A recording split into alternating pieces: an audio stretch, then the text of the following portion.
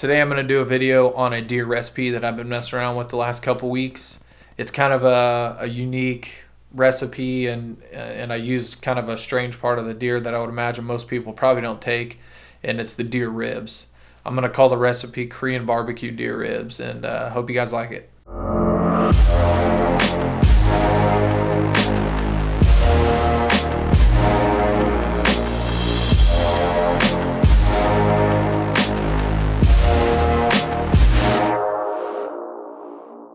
Really, you could probably use this recipe with any cut of deer meat. Just the way that you'd cook it would probably be a little bit different. But because I'm using the ribs, I need to do like a slower, longer cook. But the flavor is pretty much going to be kind of like a sweet and savory with a little bit of spice to it. So I'm pretty much going to go through all the different steps on how to make the marinade, how to cook it, and then how to make the sauce that you apply to the ribs whenever they're done. Okay, so for the first step, we want to prepare the ribs to be marinated. So the first thing we're going to do is lay them flat with the bones facing up, and then we're going to remove the really small, it's like a really tiny thin membrane that sits on the bone side of ribs. So we want to get that removed off the meat. Once that fascia is off on the bone side, I like to just trim them up a little bit. Makes it a little bit easier to cook, a little bit easier serving sizes. So for the marinade, I actually found this online, and it was a marinade for Korean barbecue ribs, short ribs. It consists of soy sauce, pear juice or puree, but I'm just gonna go with an applesauce. It's pretty much just adding sugar to it. Toasted sesame seeds, 2 to 3 cloves of garlic, a couple of green onions, 1 to 2 tablespoons of grated ginger, which I just have raw ginger, and I just kind of thinly sliced it. Calls for brown sugar, and olive oil, and a pinch of black pepper. So I'm gonna throw all that in here and let these things marinate for a couple hours.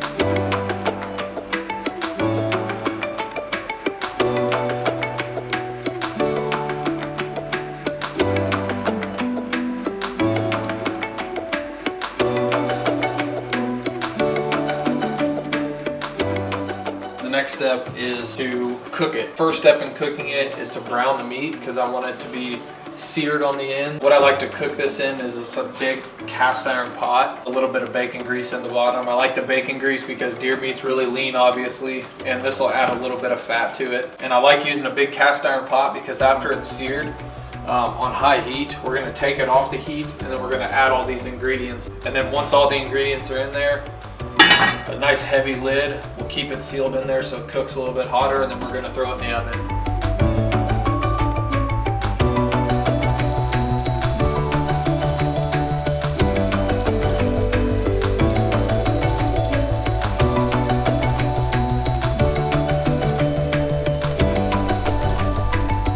Once they're good and seared on one side, I'm going to start adding the ingredients. First, I'm going to turn the heat down to low, actually take it right off the heat.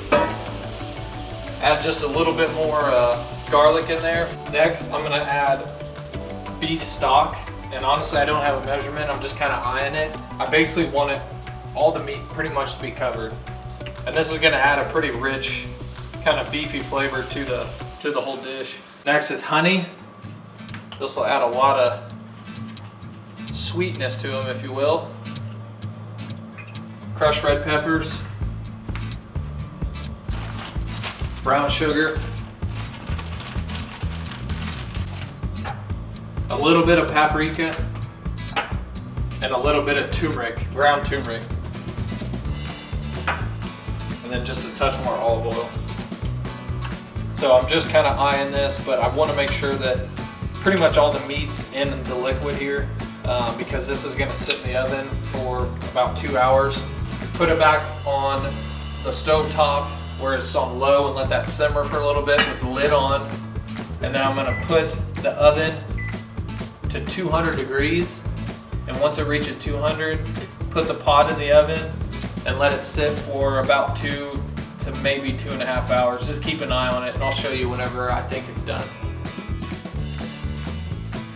All right, we just pulled it out of the oven about 20 minutes ago, and everything is looking perfect, really. I can always tell ribs are done because the meat will really start to recede down on the bone, and the meat will start to really look tender and almost be falling off the bone, and that's exactly what these look like.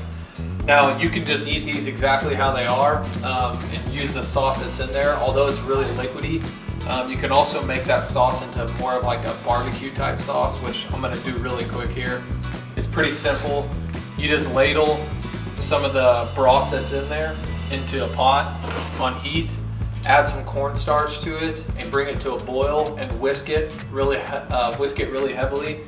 And then once it goes to a boil for, I don't know, 45 seconds to a minute, let it simmer, and then it should start to thicken up. And if it's not, you can just add more cornstarch. But whenever that's thickened up to the way you like it, you can just brush that right on the ribs and enjoy. I mean, this is a super fully flavored, packed meal. Now, it's not going to be like eating, short ribs or eating baby back ribs with that really nice fat content, because this is wild game. But if you let it cook, let it slow cook in the oven for, this was actually right under 2 hours, the meat really kind of starts to fall off the bone. And I think you guys will really enjoy the flavors.